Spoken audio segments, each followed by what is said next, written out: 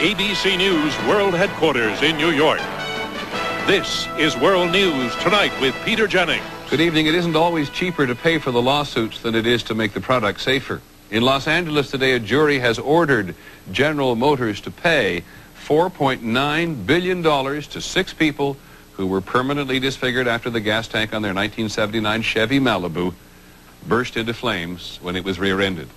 There was evidence at the trial GM knew people might die because of the way the gas tank was designed, but decided it was cheaper to pay for lawsuits than call back all the cars.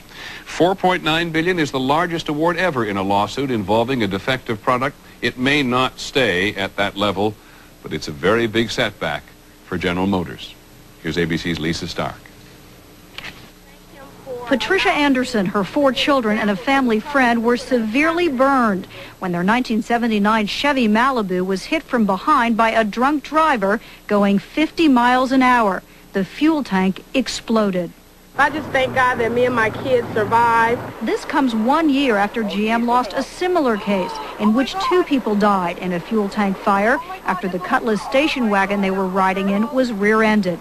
Attorneys in both cases argued GM placed the fuel tank too close to the bumper in millions of cars and failed to shield the tank, making it vulnerable to explosions in rear-end collisions.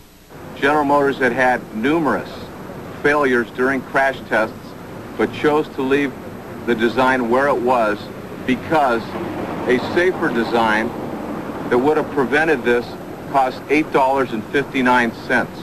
Attorneys say the internal company documents show GM decided it was cheaper to pay for lawsuits resulting from fire damage.